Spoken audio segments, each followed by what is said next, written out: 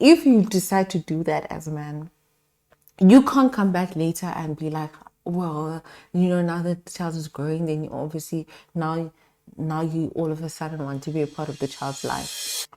Hi, my name is Yolanda, and I am making this video as a final attempt to ask for help.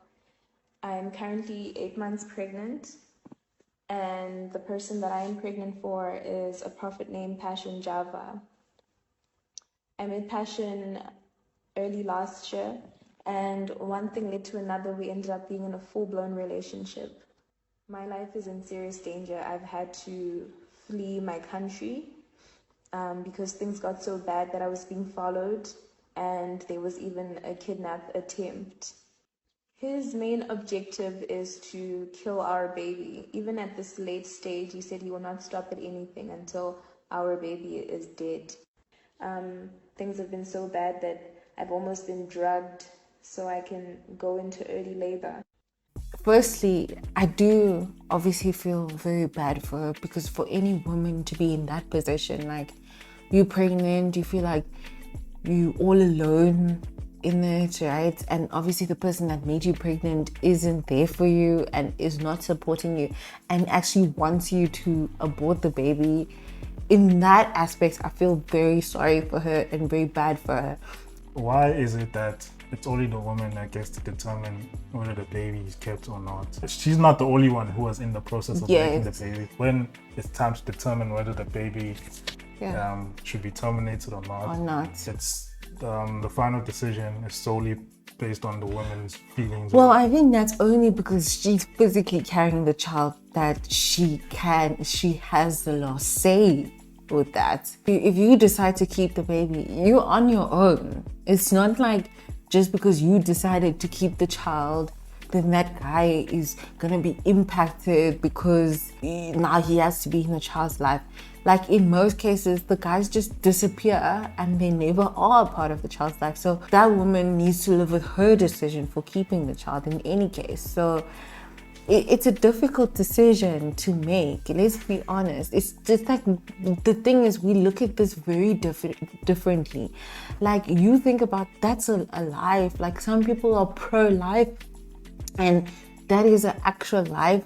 And you terminating that pregnancy, you think of it as you taking away a life. It's not an easy decision to make. You think about, what could that person have been? They could have grown up obviously into a person, and now you are the one that's standing in the way of that happening. So you know why it's a problem, that this thing of like determining whether the baby should be aborted or not is solely on the mother, is that when the baby is born, the government will still force the father to pay for child maintenance, even though clearly the father did not want the child to be born or wanted to be part of that. I think that's mainly because there's not much proof. There's not much proving. So why doesn't of that? So why isn't there like a system in place to absolve? So if you're conceived and then you have a baby and it's unplanned, because most of the cases it's unplanned, and then the guy, he doesn't want the baby, but you choose to keep it anyway. There should be a contract that says, I think that's what I was going to say. I want to sign this and I want to absolve myself of this. I don't want to be a part of this child's life. So do not force me to pay for child support for the next 18 years because I'm clearly saying that I do not want this child.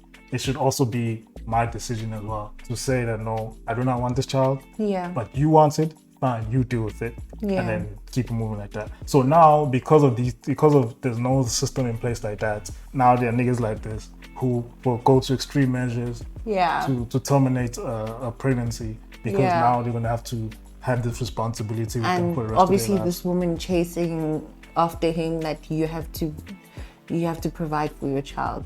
I don't think women value how much they lose when they bear someone's child. I don't think they value that. They lose a whole lot. They basically lose their youth. Most of the time they also lose a huge part of their beauty. And now you're somebody's mother, bearing somebody's child, and that person that wants nothing to do with you wants or nothing your to child. do with you and your child. So he's made the decision very easy for you to be like, you know what, I don't want these problems right now. Yeah. Let me just terminate. But that's the thing, it's And keep not it as moving. easy as that. Like, going back to what I was saying, there's a lot of things to consider as a woman. Like, what if you decide to terminate and then you can never have a child again?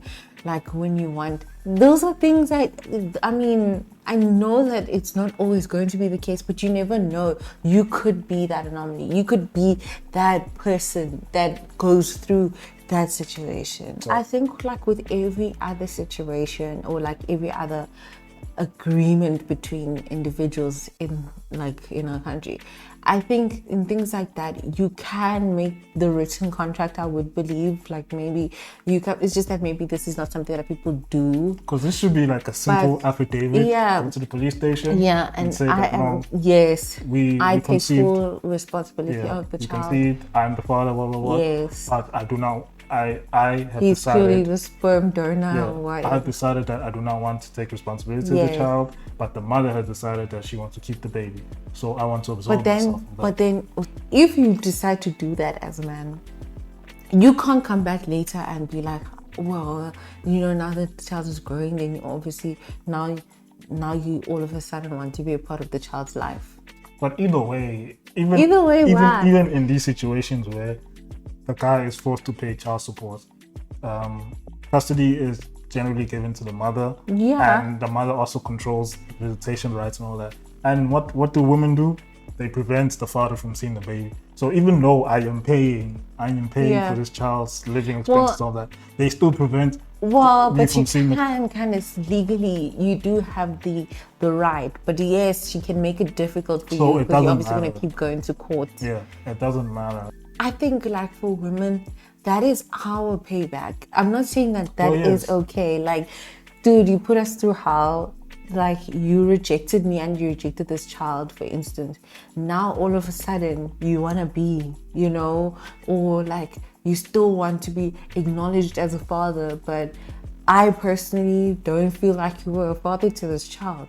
So this situation would be perfect if there was a contract like that. Then you automatically lose your custody to the Any child. rights that you have. You lose everything. So the mother Yeah. has full custody to the child. Yeah. So even if you decide I want to come back, if the mother decides I do not want you back in my child's life, then you have no legs to stand on.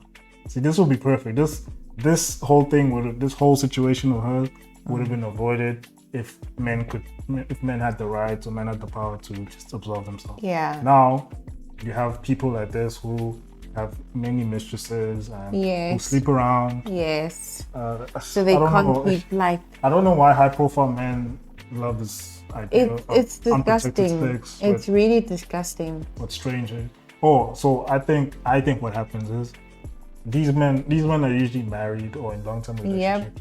So they get used to having unprotected sex with their partner. Yeah. And then when they The start, thought of using protection now is obviously. so when they start fooling around, they may try it the first few times or whatever, but it doesn't slap the same. Yeah. So obviously they just suggest, okay, no. So you see how irresponsible men are generally.